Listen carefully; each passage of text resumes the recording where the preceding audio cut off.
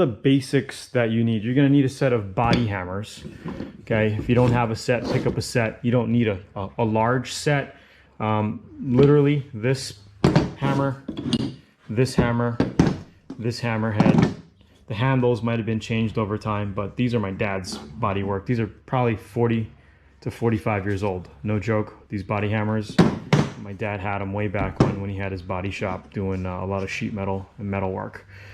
Shaped like that, good for doing sheet metal work on drip rails.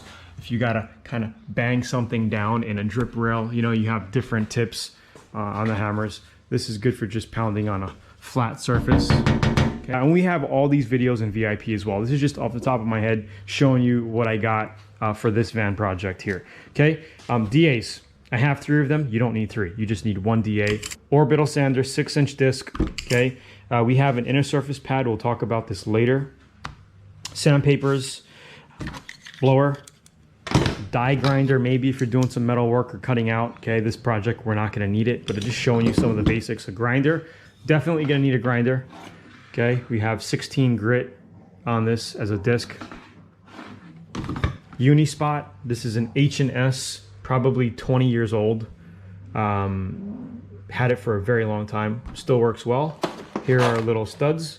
Okay, this is basically, we grind, we weld, pull out with our pull hammer here. Some blocks, okay. This epoxy is good for body kits and bonding metal. We're not going to be using this in this project, just showing you. Sometimes you're going to need some 2-part epoxy. Okay, a spray gun, a decent spray gun. We use Atom spray guns. You could use whatever guns you want. You know, you can go cheapo, but I advise not to go super cheap because you get what you pay for. Use a good medium grade. To me, the Atoms are great medium grade spray guns. Gun butt ultra lighting system for lighting. That we'll talk about later. We're using some long strand kitty hair for the top of the van because we do have a big hole that we need to fill. Probably like that big. Okay, we'll see. And then we got some body filler. We have some spreaders. They're kind of dirty. I'll just sand them and clean them up. Okay, we have a metal spreader. If you want to use a metal spreader, we got those. This is good for doing large, large body filler. If you're doing a load of body filler, and then we got sandpaper grits. Okay, so the most common for shaping and doing overall body work is 60 grit. If you're going to be doing some large shaping, we're not using 60 on here. Most of it is going to be done with 80 grit as far as shaping. This is 120. I have 80 in the cabinet.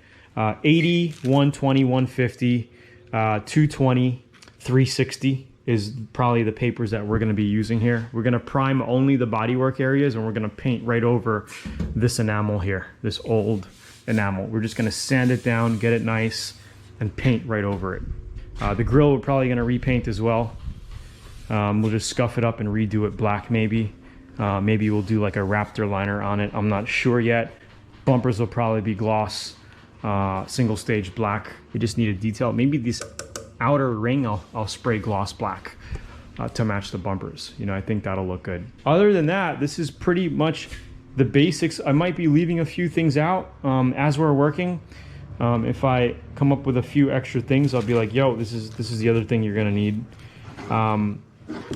But basically, you don't need much. You don't need much.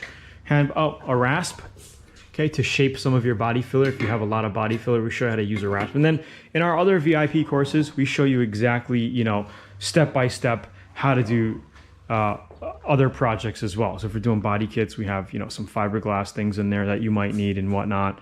It depends on the project, okay? So if we're getting into glaze putty, you might need a little bit of dolphin glaze. Okay, here we got our paints and our products. But that's pretty much it overall with the things that you need, okay?